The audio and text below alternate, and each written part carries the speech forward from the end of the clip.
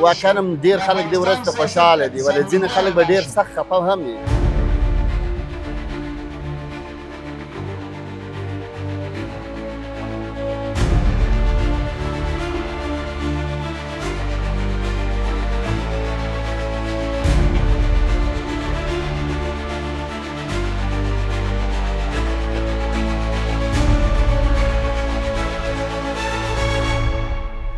دا ورځ موږ ته دا راښیي چې پر باطل د حق د بریا ورځ ده.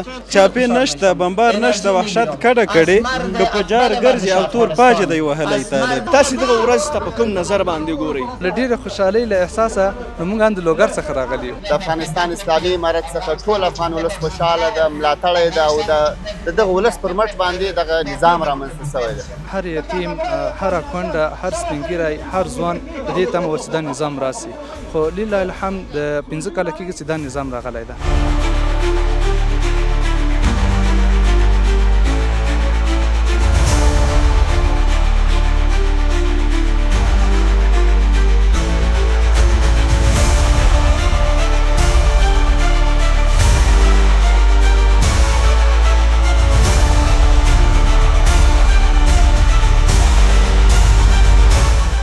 مخکې فکر کړی وي ډېر بدامني وه، اوس الحمدلله امن ده او د خوښۍ نه ډکې شوي دي. د همدې زلمیانو او د همدې د ککریو د قربانیو برکت چې نن موږ په داسې ازاده فضا کې دلته راغونډ شوي یو. یو امارت، یو دریځ، یو امیر او لښکر سرزوري نه مني، دی هر طاغوت ځپلی طالب. هغه څه چې په 20 کاله کې ترسره شوي یو عمر دی د خلکو په اذهانو باندې کار شوی او د دې هغه بیرته هغه خپل فطري حالت ته یا هغه خپل اصلي حالت ته یا سالم حالت ته راوستل نو ډېر زیات کار غواړي. باید قرباني ورکړو. قرباني باید ورکړو. افغانستان هغه چې نوره نړۍ لري افغانستان یې باید ولري او د افغانستان ملت یې برخمن شي. د بخښونکي او مهربانه ذات په سپېڅلي نامه د درنو لیدونکو سلامونه. هیله ده چې روغ جوړ اوسئ او د ژوند چارې مو ښې روانې وي. نن په یو داسې مجلس کې شرکت کوو چې د افغانستان د غیور ولس لپاره یو ډېر د ویاړ ورځ ده.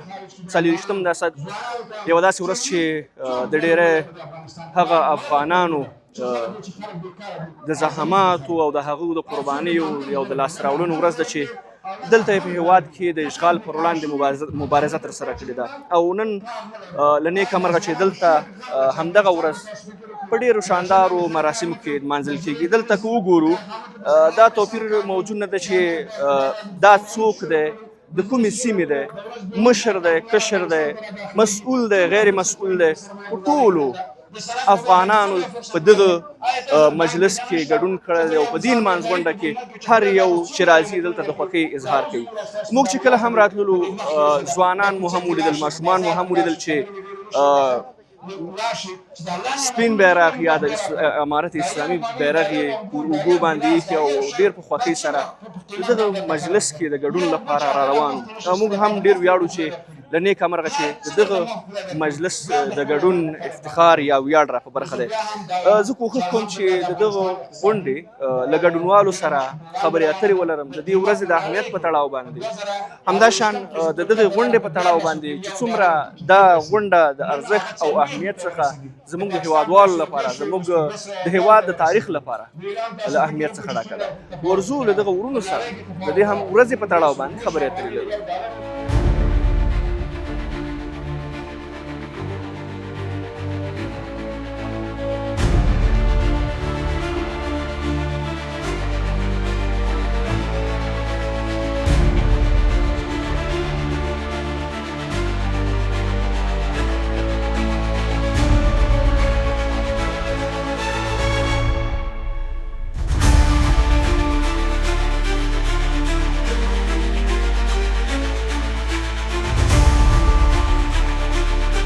درنو لیدونکو بیا هم درته ښه راغلاست وایم. د دې ویاړمنې ورځې په نمانځغونډه کې ولاړ یم، لکه څنګه چې ګورئ له ما سره یو 2 ځوانان ولاړ دي. البته که ووایم د نن نمانځغونډې ته زموږ ډېری هېوادوال راغلي دي، هغې کې ځوانان هم شته، ماشومان هم شته، مشران هم شته، ځکه دا د یو شخص ویاړ نه دی، دا د ټول هېواد ویاړ دی او د هرې طبقې اشخاص په دې کې خپله هغه بریا ګوري. د ډېرو سرښندنو څخه وروسته دغه بریا لاسته راغلې ده او نن په ډېر شاندارو مراسمو کې دلته نمانځل کېږي.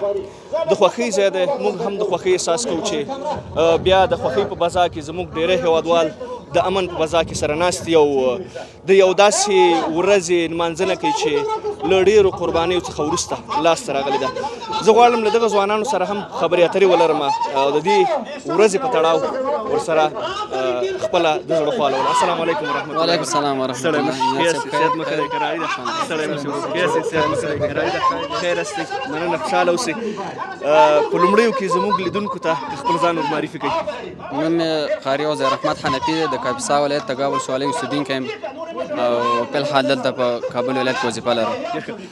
حنفي صاحب، لومړی خو د دغې ویاړلې ورځې مبارکي درته وایم. واقعیت هم یو ډېر ستر ویاړ دی چې افغان ولس ته یو ځل بیا په برخه شوی دی. دا درېیم ځل دی چې دغه ډول ویاړ د افغان ولس په برخه کېږي او نن چې چېرته ولاړ یو دلته نو د همدغه ورځې دغه د لمانځ غونډه ده، بیا هم درته مبارکي وایم. الله تعالی تاسو ته مبارکي، دا ډېره مبارکه ورځ، تاسو ته هم مبارکي وایي، ټول هېوادوالو، ټول وطنوالو، ټول لیدونکو ته مبارکي وایي. ډېره زیاته مننه. حنفي صاحب، که وګورو د دې ورځې لپاره زموږ ډېری ځوانانو خپل ځانونه نذرانه کړل، قرباني کړل. 20 کاله مسلسل دوامداره هغه مبارزه چې دوی ترسره کړله، د همدغو برکتو چې نن دغه دلته ولاړ یو، تاسې دغه ورځ ته په کوم نظر باندې ګورئ؟ والحمدلله دا ورځ چې دا زموږ لپاره ډېر د ویاړ او د عزت ورځ ده، ځکه په دې کې ډېر کفري هېوادونه مات شوه. تقریبا د نړۍ 50 هېوادونه راغلي وو چې د افغانستان نه د اسلام نوم ورکي، د اسلام ریښې ورکي. خو الحمدلله لله الحمد د همدې زلمیانو او د همدې د ککریو د قربانیو برکتو چې نن موږ په داسې آزاده فضا کې دلته راغونډ شوي یو. دلته دا جشنداره مجلس دی، ډېر خوشحاله یو الحمدلله. موږ دا تمه لرو چې همدا ورځې نورې هم همدغسې ولمانځل شي او زموږ راتلونکي نسلونه هم همدغه ورځې په یاد باندې وساتي. ستاسې په نظر باندې دغه بریا او دغه قربانۍ زموږ راتلونکو نسلونو ته کوم سبق ورکولی شي چې باید دوی څه ډول خپل دا هېواد پر مخ باندې بوځي؟ بالکل دا داسې ده لکه څنګه چې موږ ته تاریخي افسانې شیان دا د روسانو ماته ښکاري، همداسې به انشاءالله زموږ راتلونکو نسلونو ته دا داسې ښکاري.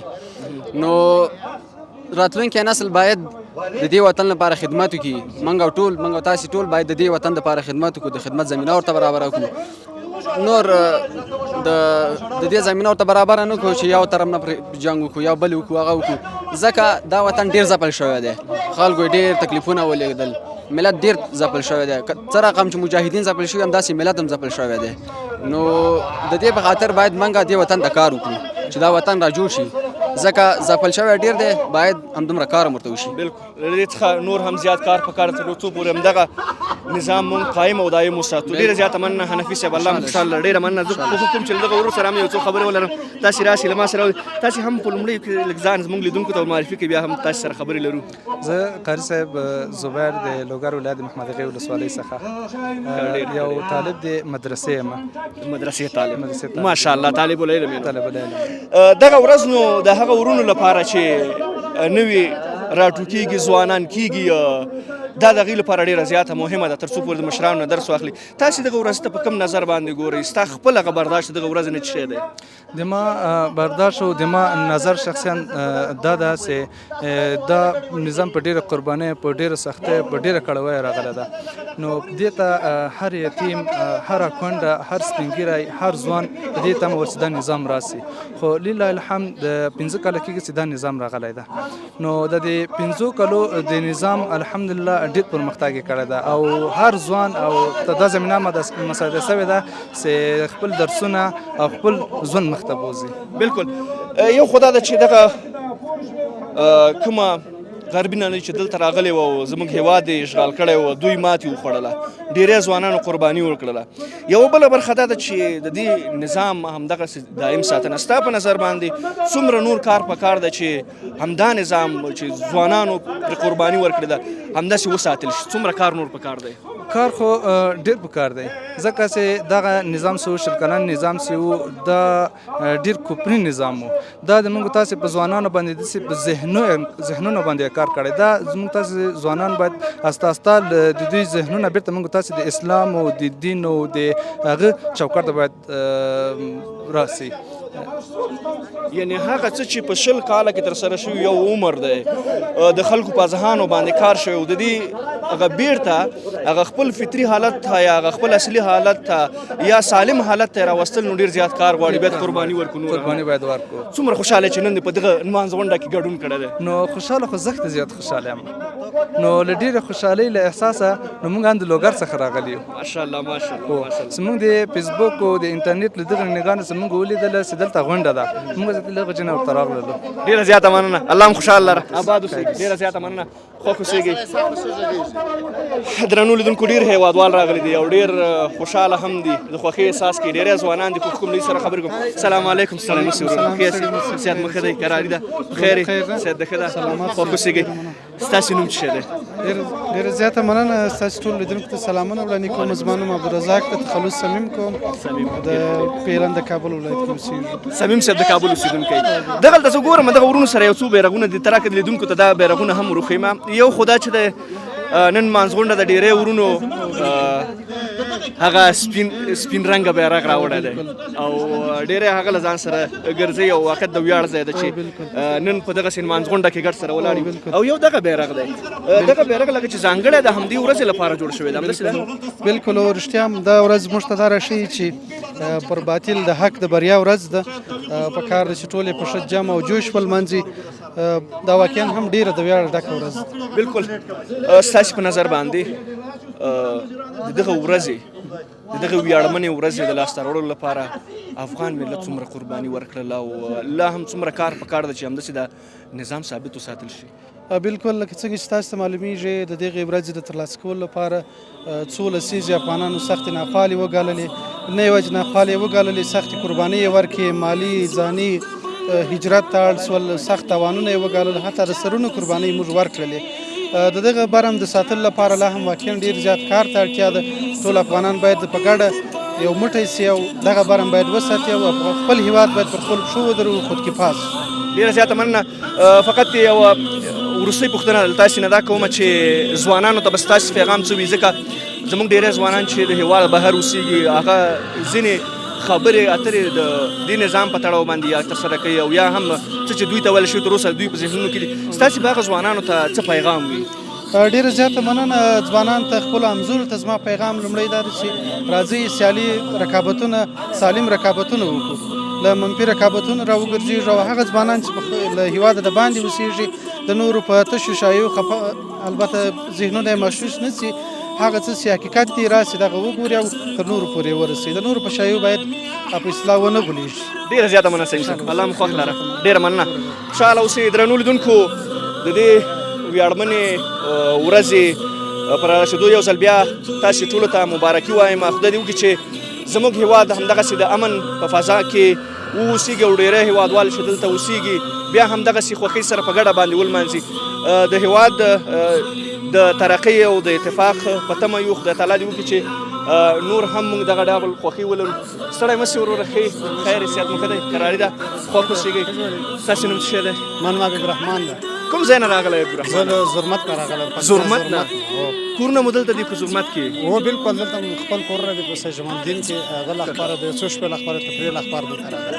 ښه تاسې د دې لمانځ غونډې واورېدل راغللي او که نه همیشه راځئ؟ نه موږ د غونډې لمانځلو واورېدل بیا د هغو په وجه باندې موږ دلته راځو. تفریح ده یو وطن د ابادي یو نښه هم ده. وربشان ته مګر شعرونه هم دي او هر څه شته دلته الحمدلله په امنیت کې یو. په دې خاطر باندې موږ راغلي یو. ډېر ښه. څه احساس لرئ چې دلته راغللې دغه هېوادوال د په ګډه سره وکتل سره ولاړ دي خبرې اترې کوي او ځینې ورونه نو هغه پخوانۍ خاطرې سره شریکوي د دې ورځې د ارزښت په اړه باندې لګي دلته چې کله راغلی احساس دې څه و؟ الحمدلله احساس خو ډېر ښه خوشحاله وم ډېر په دې باندې چې الحمدلله که تاسو مخکې فکر کړی وي ډېر بدامني وه اوس الحمدلله امن ده او د خوښۍ نه ډکې شوي دي. موږ په دې خاطر باندې راغلي موږ چې زموږ افغانیان ورونه یو تر بل څومره ښایسته وي تر څو وطن څومره ښکلی وي. په دې غونډه باندې الحمدلله ډېر خلک خوشحاله اوسئ. الله مو آباد لره خوښ. ډېره مننه. السلام علیکم ستړي مه شئ تاسې هم ورونه ښه یاستئ صحت مو ښه دی؟ ویاړم چې تاسې غوندې ځوانانو سره دلته ولاړ یم او دوی سره خبرې اترې لرم او د دې ویاړمنې ورځې په تړاو ورسره غږېږم. مننه خیر اوسې. ستاسې نوم؟ ما نوم محمد صمیم دی لوګر ولایت نه یم. دلته مې پلنه وظیفه ده کابل ولایت کې. ویاړم چې داسې یوه ورځ موږ تاسې په تاریخ کې بله ثبت کړله چې هغه د افغانانو د ټول ملت لپاره د ویاړ لپاره ده. لومړی تاسو ته مبارکي وایم، ټول د افغانستان ملت ته مبارکي وایم او غواړم چې دغه یو شعر ورته ډالۍ کړم ټول افغانستان ملت. د زړه په غوږونو باندې اوري. وایي په سپین نظام او سپین بیرغ باندې پوښلی طالب، په سپین نظام او سپین بیرغ باندې پوښلی طالب، وطن شاه منده په سرو وینو ګټلی طالب. د ازادۍ ناوې راغلې هر خوا مینه خپره، د ازادۍ ناوې راغلې هر خوا مینه خپره، د تورو غرو څخه تر ښار را رسېدلی طالب. یو امارت یوې دریځ یوې امیر او لښکر، یو امارت یوې دریځ یوې امیر او لښکر، سرزوري نه مني دی هر طاغوت ځپلی طالب. اوس چاپې نشته بمبار نشته وحشت کډه کړي، اوس چاپې نشته بمبار نشته وحشت کډه کړي، که په جار ګرځي او تور پاجه دی وهلی طالب. ماشاءالله دا یو ځل بیا ووایه. اوس چاپې نشته بمبار نشته وحشت کډه کړي، که په جار ګرځي او تور پاجه دی وهلی طالب. نور به یې ښکلی کړي د علم او عرفان په زیور، نور به یې ښکلی کړي د علم او عرفان په زیور، ښایسته کابل په خپله غېږه کې نیولی طالب. میدان جنګ کې و تر ټولو دی اتل قهرمان، میدان جنګ کې و تر ټولو دی اتل قهرمان، خو په سیاست کې بیا هم دی څومره ښکلی طالب.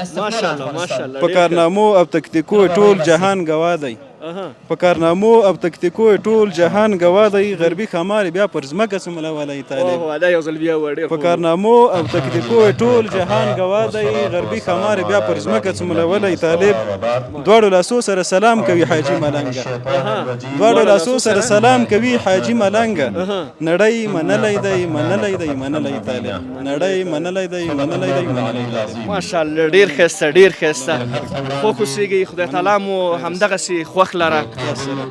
دلته راتګ او دلته د هیوادوالو سره یو ځای دغه ویاړمنه ورځ لمانځل، نو دا د هر هیوادوال لپاره د ویاړ ځای دی.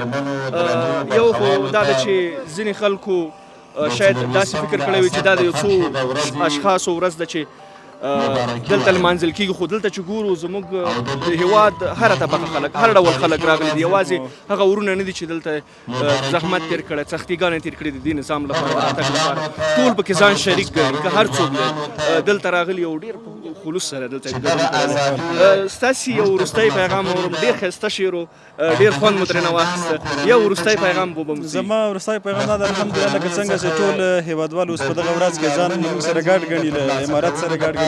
دا د ملت لپاره ده، د امارت له مشرانو نه مو دا غوښتنه ده چې هغه کدرونه چې مثال له عصري زده کړو فارغېږي، له پوهنتونونو فارغېږي یا نورې لوړې زده کړې کوي، که هغه په هر بخش کې وي، د امارت له قدرمنو مشرانو مو دا هیله ده چې ټول راولي، ټولو ته په امارت کې ځایونه ورته ورکړي. دغه علمي کدرونه دي، موږ داسې د افغانستان لپاره افتخارونه دي، تر څو پورې دا د افغانستان آیندې ته کار وکړي او افغانستان له نړۍ له سره مخ.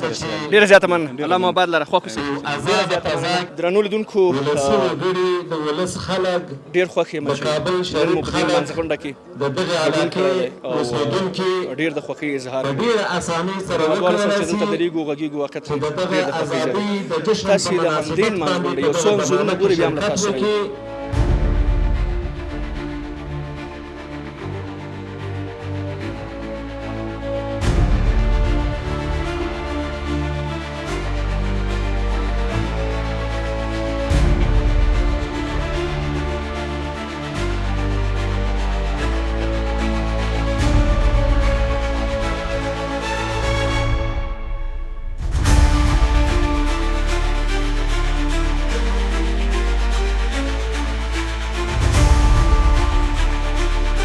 درنو لیدونکو بیا هم سلامونه، ستړي مه شئ.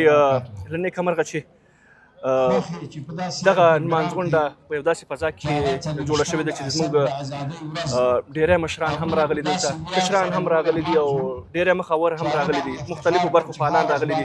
له ما سره په څنګ کې حافظ یا احمد تکل چې تاسې له نوم سره هم اشنا یاستئ، د افغانستان د اسلامي امارت د بهرنیو چارو د وزارت د اړیکو د دفتر رئیس ناست دی. کوښښ کوم چې د دغه ورځې د اهمیت په تړاو باندې له دوی سره خبرې وکړم چې دغه ورځ څومره ارزښتمنه ده، ځکه ډېری هېوادوال داسې دلته فکر موجود نه ده چې دا د یو شخص د ویاړ ورځ ده، ټولو هېوادوالو د ویاړ ورځ ده. او له نیکه مرغه چې نن موږ له دوی سره دلته ناست یو، ډېر ویاړم چې په دې غونډه کې موږ هم ګډون کړی. ستړي مه شئ، په خیر راغلی. ډېره مننه، خیر. که دا راته ووایاست چې دغه ورځ د افغان ولس لپاره کوم پیغام لري؟ نن چې دلته ګورم ډېری هېوادوال راغلي او ډېر په خوښۍ سره دغه ورځ لمانځي. ډېره مننه. بسم الله الرحمن الرحیم. لومړی خو تاسو او ستاسو ټولو لیدونکو او اورېدونکو ته نیکې هیلې او سلامونه وړاندې کوم او الله تعالی ته امید لرم چې همدغه ورځې به موږ کلونه نور هم ولمانځو او له نیکه مرغه موږ نن په دغسې یوه ورځ په همدغسې یو ځای کې راټول یو چې د افغانستان اسلامي امارت د پنځمې کلیزې یا د فتح د پنځمې کلیزې ورځ ده او نن خوشبختانه په دغسې یوه ازاده فضا کې په ولسي کچه باندې لمانځل کېږي چې تاسو وینئ موږ هم همدغسې په ولسي بڼه په دې کې اشتراک کړی ده او هیڅ د دې تشویش نه ده موجود لکه پخوا چې دغسې غونډې به رامنځته کېدلې او امنیت به و، خلک به تلاشي کېدل، یو قسم به داسې د ویرې فضا خپره وه. نن الحمدلله که تاسو ووینئ ټول خلک خوشحاله دي او له نیکه مرغه ماشومان، ځوانان، سپین ږیري، مسؤلین، عام خلک، یعنې د مختلفو مسلکونو خلک دلته راټول سوي دي او على سویه په ټولو چوکیو باندې ناست دي، هېڅ توفیر وجود نه لري. نو د دې تر څنګ د دې تر شا چې کم څه پراته دي هغه 20 کاله قربانۍ دي د ولس. هغه دغه ورځ به خلک فکر کوي چې په ډېر ساده ډول باندې رامنځته سوې ده یا راغلې ده او موږ پکې اوس خوشحالي لمانځو. واقعا هم ډېر خلک دې ورځ ته خوشحاله دي، ولې ځینې خلک به ډېر سخت خفه هم وي، ځکه په دغه نن خوشحالۍ کې به خپل ملګري، خپل کورنۍ غړي هغسې د دغې بریا لپاره، د دغې فتحې لپاره، د دغې اسلامي نظام د بقا او احیا لپاره یې له لاسه ورکړي، طبعا د هغوی یاد ورته راځي او خفه به وي. خو بیا هم د هغو شهیدانو، د هغه زخمیانو، د هغو قربانیانو قربانۍ دي چې موږ تاسو نن په همدغه فضا کې همدغسې د فتح ورځ لمانځو، د ولس خوشحالي وینو، د افغانستان استقلال وینو، د افغانستان د خلکو دیني او ملي ارزښتونه چې وساتل سول، خوندي سول، همدغه وینه دا بیرته خوشحالۍ ځای ده. بلکل. تکل صاحب تاسې یوې خبرې ته اشاره وکړه چې له پیله هم دغه موضوع ته زموږ پام و، خو له نیکه مرغه چې تاسې دغه موضوع ته اشاره وکړله، دلته چې ګورو په هر چا مو سترګې لګي، که هغه مسؤلین دي او که غیر مسؤلین دي، هغه خلک چې ولسي خلک دي او که مشران دي، ټول نن په یو داسې لباس کې راغلي دي چې د ولسي خلکو سره توپیر نشته دی او دا هم یو د دې نمایندګي کې چې له نیکه مرغه چې په هېواد کې سرتاسري سوله ده، دلته ویره موجود نه ده. د دې تر څنګ یو بله موضوع چې شاید ډېری په دې تړاو باندې پوښتنې هم ولري، خپلواکي ډېر په قربانیو باندې لاس راغله. ډېری ځوانانو زموږ خپل ځانونه قرباني کړل او یو ډېره ویاړمنه ورځ یې موږ ته را په برخه کړله. څه فکر کوئ چې د دغه ورځې د ساتلو لپاره یا د همدې نظام د ساتلو لپاره لا څومره کار په کار دی چې باید وشي؟ زه فکر کوم دغه ورځ تر ټولو ځکه مهمه ده چې دغه موږ ته د خپلو قربانیو هغه سخت اراده یادوي. دغه ورځ موږ ته هغه څه رايادوي چې موږ باید ډېر متوجه واوسو تر څو د همدغه ورځې لاسته راوړنه موږ ته یاد وي. مثلا نو د دې لپاره چې زموږ د افغانستان اسلامي امارت د افغانستان د ولسونو هغه څه چې د افغانستان ولسونه یې غواړي، هغه څه چې د همدې لپاره قربانۍ ورکول شوې، هغه ارزښتونه چې باید وساتل شي. اسلامي امارت ورته سخت متوجه ده، مشران ورته متوجه دي. تاسو ته بهتره معلومه ده په تېرو 5 کلونو کې لله الحمد د افغانستان اسلامي امارت ټول حکومتي دستګاه په دې کار کوي چې څنګه وکولای شو افغانستان نور جنګونه وساتو، څنګه وکولای شو افغانستان خلک نور بیا یو بلې جګړې ته لاړ نه شي، څنګه وکولای شو چې افغانستان د نړیوالو او سیمه ییزو رقابتونو وساتو، او څنګه وکولای شو چې په همدغه سوله او ثبات کې افغانستان یو مترقي هیواد ووینو. افغانستان د یو هیواد په څېر باندې یو سیال هیواد واوسېږي. افغانستان یو مترقي هیواد واوسېږي. افغانستان یو خودکفا هیواد واوسېږي او افغانستان هغه چې نوره نړۍ لري افغانستان هم باید ولري او د افغانستان ملت یې برخمن شي. بالکل. تاسې د بهرنیو چارو د وزارت د اړیکو د دفتر مسؤل یاست. شاید تاسې له ډېرو موضوعاتو سره ښکېل یاستې ورسره روزمره مخامخ دي. دغه دی چې انشاءالله د اسلامي امارت د بیا واکمنېدو 5مه کلیزه ده دا چې پوره کېږي او په همدې ویاړ موږ دلته ناست یو. په دې 5 کلونو کې څومره کار ترسره شوی د بیا رغونې په برخه کې د هېواد په داخل کې ډېر زیات کار ترسره شوی چې ډېری هېوادوال د دې شاهدان دي. په بهرنیو اړیکو په برخه کې ستاسې د دفتر لاسته راوړنې څه وي؟ په تېرو 5 کلونو کې د افغانستان اسلامي امارت د بهرنیو چارو وزارت ډېرې سترې لاسته راوړنې لري. په تېرو 5 کلونو کې موږ توانېدلي چې د افغانستان اسلامي امارت له هر ډول بهرني شر او خوندې وساتو. په تېرو 5 کلونو کې موږ توانېدلي چې د افغانستان اسلامي امارت د مختلفو کچو د مسؤلینو او استازو سفرونه نورې نړۍ ته او د نورې نړۍ مختلفو استازو سفرونه هغه افغانستان ته تنظیم کړو.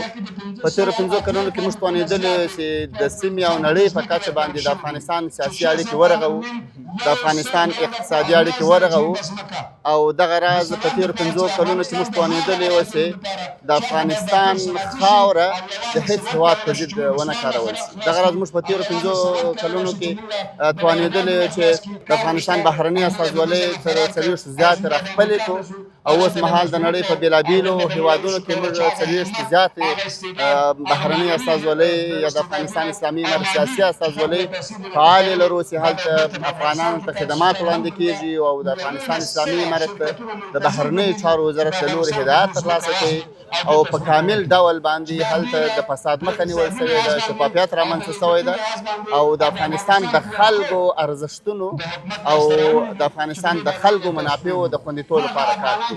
ډېره مننه تکل صاحب. که د سیاسي اړیکو په تړاو وغږیږو او که د خارجه وزارت هغه لاسته راوړنو په تړاو باندې وغږیږو ډېر زیات کار ترسره شوی دی. تاسې د ټول یو شی له بل هم یاد کړم کنه او د دې برسېره موږ توانېدلي یو چې هغه سیمه ییزې پروژې چې لکه ټاپې کاسازار د افغان شانس دغه پیسې چې دا تقریبا 4 لسیزې د افغانانو یو خوب و چې لله نن د افغانستان اسلامي امارت په چتر لاندې دغه پیاده کېږي، عملي کېږي او امیدواره یو چې په لنډ وخت کې له همدغو پروژو نه افغانان مستفید او دغه راز لکه څنګه چې افغانستان د سیمه ییز اتصال یا د جنوبي او مرکزي اسیا ترمنځ هغه ټرانزیټي هب یا په اصطلاح هغه څلورلارې بلل کېږي، د افغانستان اسلامي امارت د بهرنیو چارو وزارت په دې برخه کې ډېر کار کړی ده او امیدواره یو چې دغه ټرانزیټي هب یا څلورلارې د سیمې او د افغانستان د مترقي او آبادۍ سبب وګرځي. ډېره زیاته مننه. فقط یو وروستۍ پوښتنه د اسلامي امارت راتلونکي کلونه څومره روښانه ګوري د بهرنیو اړیکو په تړاو باندې همداشان د داخلي لاسته راوړنو په تړاو باندې د کور په دننه چې کوم لاسته راوړنې دي؟ زه فکر کوم لکه څنګه چې تېر 15 کلونه د افغانستان اسلامي امارت ډېر ګړندی مزل راوکړی، ډېر پیاوړی مزل یې راوکړی او په هره برخه کې پرمختګ لري او تاسو پوهېږئ چې لله الحمد د افغانستان اسلامي امارت څخه ټول افغان ولس خوشحاله ده، ملاتړی ده او د دغه ولس پر مټ باندې دغه نظام رامنځته شوی ده. نو زه امیدواره یم لکه تېر 15 کاله چې څنګه تېر شوي دي، زه امیدواره یم چې په راتلونکي کې به نور هم ستر پرمختګونه رامنځته شي. زه فکر کوم چې هغه څه ستونزې چې افغانانو سره مخامخ دي بالخصوص اقتصادي ستونزو سره دغه به په ډېر لنډ ډول هوارې شي. افغانستان به یو مترقي، افغانستان به یو متدین، افغانستان به یو خودکفا او یو په سیمه کې د سولې او ثبات څخه یو برخمن هېواد. ډېره زیاته مننه. د افغانستان د اسلامي امارت د بهرنیو چارو د وزارت د عامه اړیکو دفتر رئیس همداسې نړۍ مننه. خوشحاله اوسئ. درنو لیدونکو له تاسې هم ډېره زیاته مننه چې تر دې دمه له موږ سره مل وئ. خدای دې وکړي چې دغه خپرونه مو د پام وړ ګرځېدلې واقعا هم په مختلفو موضوعاتو تکل صاحب سره مو هم خبرې اترې درلودلې چې ډېر په روښانه شکل باندې د هر څه موږ ته توضیح کړل. بیا هم د افغانستان ټول ولس ته د دغه ویاړمنې ورځې مبارکي وي. تر بیا چې زه امین الحق امیني ستاسو په درانه چوپړ کې حاضرېږم. الله مو مل شه.